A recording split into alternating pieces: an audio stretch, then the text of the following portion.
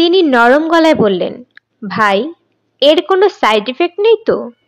Salesman জবাব দিল না, বিরক্ত চোখে তাকালো। তিনি আবার বললেন, ভাই, এই যন্ত্রটার কোনো সাইড ইফেক্ট নেই তো? সেলসম্যানের বিরক্তি চোখ থেকে সারা মুখে ছড়িয়ে পড়ল। ভ্রু কুঁচকে গেল, নিচের ঠোঁট টান টান হয়ে গেল। সে শুকনো গলায় বলল, সাইড এফেক্ট বলতে আপনি কি বোঝাচ্ছেন? মানে নেশা ধরে যায় কিনা? শুনেছি একবার ব্যবহার শুরু করলে নেশা ধরে যায়, রাত দিন যন্ত্র লাগিয়ে বসে থাকে। আপনার যদি সন্দেহ থাকে তাহলে কিনবেন না, আপনাকে কিনতে হবে এমন কথা তো নেই। তিনি দীর্ঘ নিঃশ্বাস ফেললেন। এতগুলো টাকা দিয়ে যন্ত্রটা কিনবেন, অথচ লোকটা তার প্রশ্নের জবাব পর্যন্ত দিতে চাচ্ছে না। এমন ভাবে তার দিকে তাকাচ্ছে যেন তিনি... আপনি কি যন্ত্রটা কিনবেন না দাঁড়িয়ে থাকবেন? তিনি পকেট থেকে চেক বই বের করলেন, খসখস করে টাকার অঙ্ক বসালেন। হাতের লেখাটা ভালো হলো না, কারণ এত বড় অঙ্কের চেক তিনি এর আগে কাটেননি। মাত্র 800 গ্রাম ওজনের কালো চৌকোনা একটা বক্স, অথচ কি অসম্ভব দাম! টাকার অঙ্ক লিখতে গিয়ে হাত কেঁপে যাচ্ছে। সেলসম্যান বলল, আপনার কোনো ক্রেডিট কার্ড নেই? জি না। তাহলে আপনাকে কিছুক্ষণ অপেক্ষা করতে হবে। আমরা আপনার ব্যাংক অ্যাকাউন্ট চেক করব। কম্পিউটার ট্রাবল দিচ্ছে, একটু সময় লাগবে।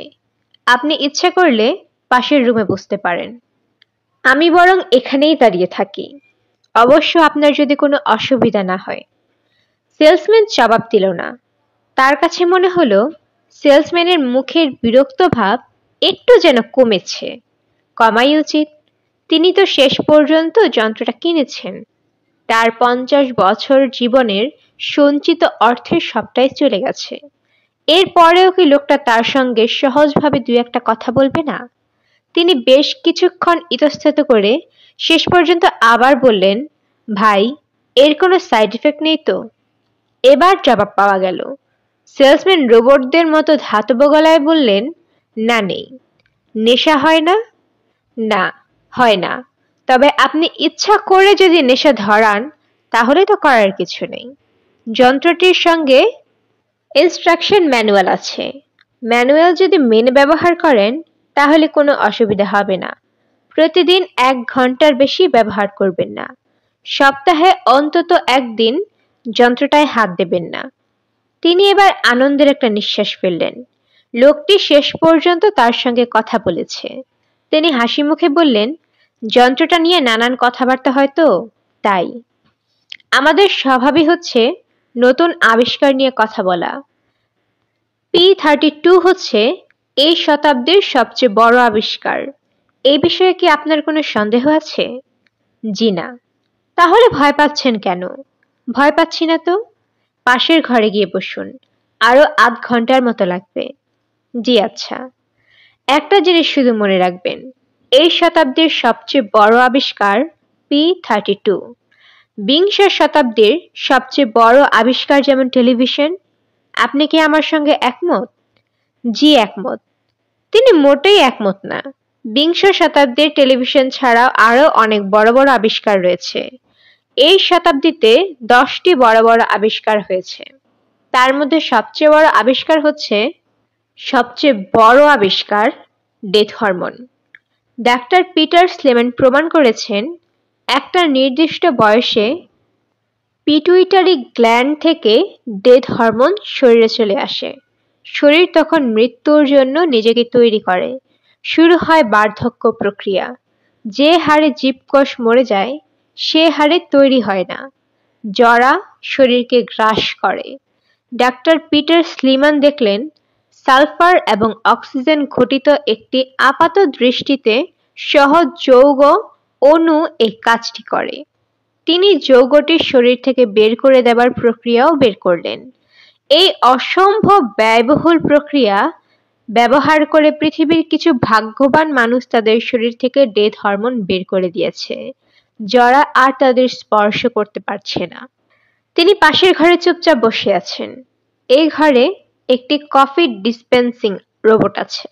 সে তাকে 1 পেয়ালা কফি দিয়ে হাসি মুখে বলেছে, আশা করি 1 পেয়ালা উষ্ণ কফি আপনার হৃদয়ের শৈত দূর করে দেবে। তিনি রোবটের কথার কোনো জবাব দিলেন না। এদের তৈরি করা হয় বুদ্ধিদীপ্ত কথা বলে মানুষকে চমৎকৃত করার জন্য। এদের সঙ্গে খানিকক্ষণ কথা বললেই মানুষ হিসেবে নিজেকে তুচ্ছ ও ক্ষুদ্র মনে হয়। তিনি সামনের গোল টেবিলের উপর রাখা চকচকে কিছু ম্যাগাজিন নিয়ে নিজে বসলেন। পাতা উল্টিয়ে তার মুখ বিকৃত হলো। ভুল ম্যাগাজিন বেছে নিয়েছেন। জেনোকোড নিউজ, জেনেটিক ইঞ্জিনিয়ারিং বিষয়ে রগরগে সব খবরে ভর্তি। এইসব খবরের কোনোটির প্রতি তার কোনো আগ্রহ নেই। প্রাণীর জিনের সঙ্গে উদ্ভিদের জিন লাগিয়ে কত সব অদ্ভুত জিনিস তৈরি হচ্ছে তার রগরগে বর্ণনা পড়তে তার ভালো লাগে না। টমেটো জিনের সঙ্গে গোলাপ জিনের গাছ লাগানো হচ্ছে সাফল্য দৌড় করায়। এর শেষ কোথায় কে জানে? মানুষ এবং উদ্ভিদের এক সংকর প্রজাতি তৈরি হবে। আগামী পৃথিবীতে কারা বাস করবে? মানব উদ্ভিদ।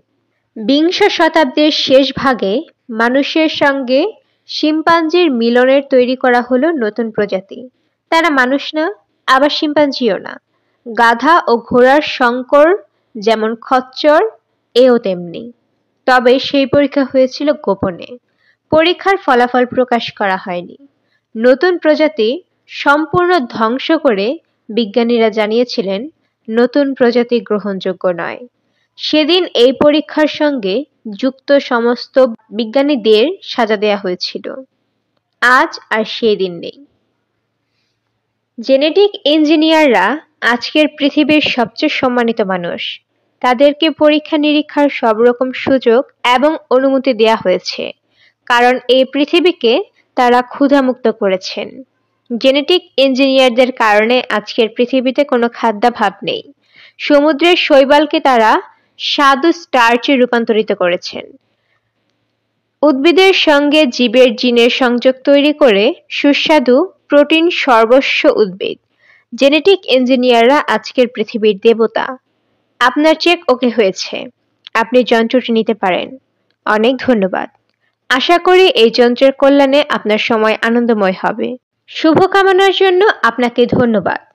তিনি কালো বাক্সটি বুকের কাছে নিয়ে রাস্তায় নামলেন।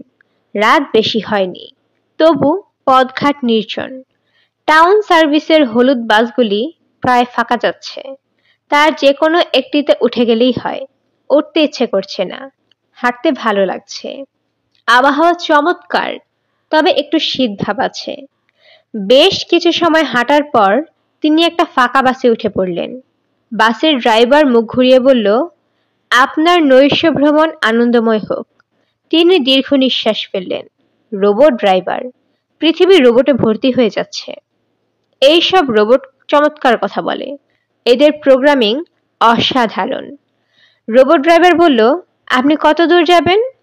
তিনি শুকনো গলায় বললেন, কাছেই। আপনি মনে হচ্ছে আমার সঙ্গে কথা বলতে আগ্রহী নন। না। কেন বলুন তো? তিনি চুপ করে রইলেন। কথা বলতে ইচ্ছে করছে না। এইসব রোবটদের সঙ্গে কথা বলার মানেই হচ্ছে নিজেকে ছোট করা। রোবট গাড়ির গতি বাড়াতে বাড়াতে বলল, আমি রোবট বলেই কি আপনি কথা বলতে চাচ্ছেন না? জানি না। আমি লক্ষ্য করেছি বেশিরভাগ মানুষ রোবটদের সঙ্গে কথা বলতে চায় না। সারাক্ষণ গম্ভীর হয়ে থাকে, সারাক্ষণ বিষণ্ণ হয়ে থাকে, যেন তার সমস্যার অন্ত নেই। আমি কি ঠিক বলছি? হ্যাঁ। আপনারা কি নিয়ে এত চিন্তা করেন? তিনি জবাব দিলেন না। জানালা দিয়ে বাইরের দৃশ্য দেখতে লাগলেন। গাড়ি রেসিডেন্সিয়াল এলাকায় ঢুকেছে। রাস্তার দুপাশে আকাশ ছোঁয়া বাড়ি। কত লক্ষ মানুষই না এইসব বাড়িতে বাস করে। তবু কেন জানি বাড়িগুলোকে প্রাণহীন মনে হয়। রোবট ড্রাইভার গাড়ির বেগ অনেকখানি কমিয়ে এনেছে। রেসিডেন্সিয়াল এলাকায় গাড়ির গতি অনেক কম রাখতে হয়। ফাঁকা রাস্তা, ইচ্ছে করলে ঝড়ের গতিতে চালানো যায়। রোবট ড্রাইভার কখনো তা করবেন না। লালবাতিতে গাড়ি থামলো। রোবট বলল, এই শতকে আপনারা মানুষেরা এত অসুখী হয়ে গেলেন কিভাবে? জানি না। আপনাদের তো অসুখী হবার কোনো কারণ নেই। মানুষ ক্ষুধা জয় করেছে, রোগ ব্যাধি জয় করেছে। অমরত্ব তার হাতের মুঠোয়। তবু এত দুঃখ কেন? তিনি বললেন, সামনের ব্লকে আমি নামবো। অবশ্যই। আপনি কিন্তু আমার প্রশ্নের জবাব দেননি। আপনারা মানুষরা এই শতকে সবই পেয়েছেন। হাইড্রোজেন ফুয়েল আসায় শক্তির সমস্যা মিটে গেছে, বাসস্থানের সমস্যা মিটেছে। আপনার নিজস্ব নিশ্চয়ই একটি অ্যাপার্টমেন্ট আছে, আছে না? হুম। আপনি নিশ্চয়ই একা থাকেন না, আপনার স্ত্রী আছে। হুম। তারপরেও P-32 কিনে এনেছেন, অনেক টাকা গেল তাই না? হুম। আপনি কি হুঁছার আর কিছু বলবেন না? আমি এখানেই নামবো। স্টপের মাঝখানে গাড়ি থামানোর নিয়ম নেই। রোবট ড্রাইভার নিয়ম ভঙ্গ করে গাড়ি থামালো। জানালা দিয়ে মুখ বের করে উঁচু গলায় বলল, আপনার P-32 আনন্দময় হোক। তিনি রোবটদের মতো গলায় বললেন, ধন্যবাদ। তার স্ত্রী হাসপাতালে কাজ করেন। তার আজ নাইট ডিউটি, কাজেই তিনি অ্যাপার্টমেন্টে নেই। টেলিফোনের কাছে ছোট চিরকুট লিখে রেখে গেছেন, খাবার তৈরি করা আছে, খেয়ে নিও। তিনি খেয়ে নিলেন। অত্যন্ত সুস্বাদু খাবার, খাবারের সঙ্গে চমৎকার পানীয়। এই পানীয়টি এই শতকের মাঝামাঝি তৈরি করা হয়েছে। ঝাঝালো টক ধরনের স্বাদ কিছুক্ষণের জন্য সমস্ত ইন্দ্রিয় অবশ করে দেয়, বড় ভালো লাগে। গ্লাসে চুমুক দিতে দিতে তিনি ঘরের চারদিকে তাকালেন। আনন্দের কত উপকরণ চারদিকে ছড়ানো। ত্রিমাত্রিক ছবি দেখার জন্য একটি হলোরাম, যা চালু করবার অনুষ্ঠানের পাত্র পাত্রীরা মনে হয় সশরীরে ঘরের মাঝখানে চলে এসেছে, যেন হাত বাড়ালেই তাদেরকে ছোঁয়া যাবে। মস্তিষ্কের আনন্দ কেন্দ্র উত্তেজিত করবার জন্য নানান ব্যবস্থা আছে। সুমধুর সঙ্গীত শ্রবণের আনন্দ থেকে শুরু করে নারী সঙ্গের আনন্দের মতো তীব্র আনন্দ মস্তিষ্ক উত্তেজিত করেই পাওয়া যাচ্ছে। বিজ্ঞানীরা মানুষ কেন আনন্দ পায়, কোত্থেকে আনন্দ পায় তা জেনেছেন। তারা জানেন বাগানের একটি ফুল দেখার আনন্দের সঙ্গে পিঠ চুলকানোর আনন্দের বেশ কিছু মিল আছে, আবার অমিলও আছে। ফুল না দেখেও এবং পিঠ না চুলকিয়েও সেই আনন্দ মস্তিষ্কের বিভিন্ন অংশে উত্তেজিত করে পাওয়া যায়। ঘরে ঘরে সেই আনন্দের ব্যবস্থা আছে। কিন্তু মানুষ তা থেকে আর আনন্দ পাচ্ছে না। মানুষ ঝুঁকেছে P-32 এর দিকে। কে জানে, একসময় হয়তো এই যন্ত্রটিও আর তার ভালো লাগবে না। তিনি তার স্ত্রীকে P-32 কেনার খবর দেওয়ার জন্য টেলিফোন করলেন। রোবটদের মতো ভাবলেশহীন গলায় বললেন, আমি আজ একটি P-32 কিনেছি। সে কি, সত্যি? হ্যাঁ। বিরাট ভুল করেছ। কেন? আমাদের মতো দম্পতিদের সরকার থেকে একটি করে এই যন্ত্র দেয়া হবে বলে কথা হচ্ছে। তুমি কি তা জানতে না? জানতাম। তাহলে কবে না কবে দেয়, আগে ভাগেই কিনে ফেললাম। তুমি কি রাগ করেছ? না। যন্ত্রটি কি ব্যবহার করেছ? এখনো করিনি, এখন করব। আচ্ছা, তোমার যন্ত্র তোমার জীবনকে আনন্দময় করে তুলুক। আমাদের মতো দম্পতিদের যন্ত্রের আনন্দের প্রয়োজন আছে। তোমাকে ধন্যবাদ। তিনি টেলিফোন রেখে দিলেন। কাগজের মোড়ক খুলে কালো বাক্সটি বের করে টেবিলে রাখতে রাখতে মনে বললেন, আমাদের মতো দম্পতি, এই বাক্যটি আমার ভালো লাগে না। ভালো না লাগলেও তার স্ত্রী এই বাক্যটি তাকে দিনের মধ্যে কয়েকবার বলেন। হয়তো এই নিয়ে তার মনে গোপন ক্ষোভ আছে। ক্ষোভ থাকার কোনো কারণ নেই। তাদের মতো দম্পতি পৃথিবীতে অসংখ্য আছে যারা সন্তান জন্মাবার অধিকার পাননি। মানব জাতির স্বার্থেই তা করা হয়েছে। পরিকল্পিতভাবে পৃথিবীর জনসংখ্যা কমিয়ে আনার একটি শর্তই হচ্ছে একদল সন্তানহীন দম্পতি। মানুষ মৃত্যুকে যদি সত্যি সত্যি জয় করে ফেলে, তাহলে জনসংখ্যা আরো কমাতে হবে, তাদের মতো দম্পতির সংখ্যা আরো বাড়বে। তিনি যন্ত্র হাতে নিয়ে সোফায় এসে বসলেন। ইনস্ট্রাকশন ম্যানুয়াল মন দিয়ে পড়লেন। যন্ত্রটি ব্যবহার করা খুবই সহজ।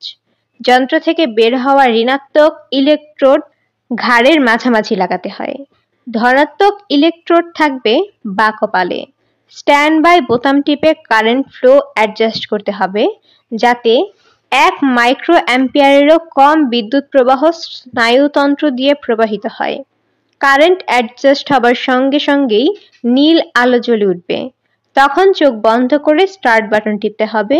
সঙ্গে সঙ্গে কিছুই হবে না, মিনিট 5 অপেক্ষা করতে হবে। P32 যন্ত্রটি বেশ কিছু স্বাপদ জন্তুর মস্তিষ্কের স্মৃতি ধরে রেখেছে। এই স্মৃতি বায়ো কারেন্টের মাধ্যমে মানুষের মাথায় সঞ্চারিত করা হয়। তিনি যন্ত্র চালু করে বসে আছেন। মাথায় ভোঁতা ধরনের যন্ত্রণা হচ্ছে, অল্প পিপাসাও হচ্ছে। হঠাৎ সেই পিপাসা 1000 গুণ বেড়ে গেল। তৃষ্ণায় তার বুক ফেটে যাচ্ছে। এই তৃষ্ণার কারণেই বোধহয় তার ঘ্রাণ শক্তি 1,00,000 গুণ বেড়ে গেল।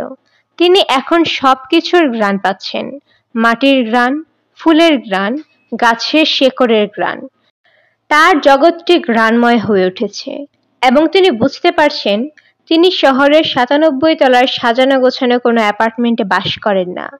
তিনি বাস করেন বনে, গহীন বনে। তিনি কে? তিনি কি?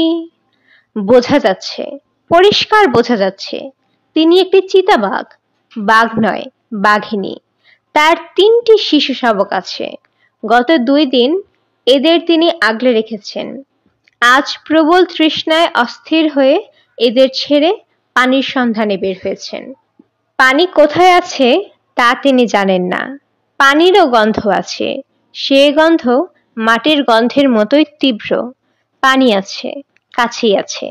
এক মুহূর্তের মধ্যেই তিনি পানির কাছাকাছি পৌঁছে যেতে পারেন, কিন্তু যেতে পারছেন না। কাছেই কোথাও যেন একটা পুরুষ বাঘ ঘুরঘুর করছে। এর মতলব ভালো না। বাচ্চাদের হয়তো মেরে ফেলবে। এদের একা রেখে কোথাও যাওয়া যাবে না। অথচ তৃষ্ণায় বুক ফেটে যাচ্ছে। আকাশে বিরাট চাঁদ। তার আলোয় বনভূমি ঝলমল করছে। কনকনে বাতাস বইছে, শীতের বাতাস। বাতাসে কি অদ্ভুত শব্দেই না গাছের পাতা নড়ছে। যেসব পাতা নড়ছে তার থেকে এক ধরনের গন্ধ আসছে, আবার স্থির পাতা থেকে অন্য ধরনের গন্ধ। কি বিচিত্র, কি বিচিত্র চারপাশের জগৎ। কোন স্তরেই না পৌঁছে গেছে অনুভূতির তীব্রতা। তার শরীর থরথর করে কাঁপছে। তৃষ্ণায় বুক ফেটে যাচ্ছে। অথচ কি আনন্দই না পাচ্ছেন। তিনি রক্তের ভেতরে আনন্দ অনুভব করছেন। তিনি জলের সন্ধানে এগোচ্ছেন, অথচ তার সমস্ত ইন্দ্রিয় তার শাবকদের কাছে। তারও অনেক পরের কথা। ডেথ হরমোন রক্তের ভেতরেই ভেঙে ফেলার অতি সহজ পদ্ধতি বের হয়েছে। মানুষ জরা রোধ করেছে। মানুষকে এখন অমর বলা যেতে পারে। বার্ধক্যজনিত কারণে আর কারো মৃত্যু হবে না। জীবাণু এবং ভাইরাস গঠিত কোনো অসুখ পৃথিবীতে নেই। মানুষকে এখন তাহলে অমর বলা যাবে? হয়তোবা। অমর মানুষেরা এখন দিন-রাত ঘরে বসে থাকে। তাদের কাজ করবার প্রয়োজন নেই। কাজের জন্য আছে রোবট শ্রেণী। চিন্তা ভাবনারও কিছু নেই। অমরত্বের বেশি আর কিছু তো মানুষের চাইবারও নেই। এখনকার মানুষ দিনের পর দিন একই জায়গায় একই ভঙ্গিতে বসে থাকে।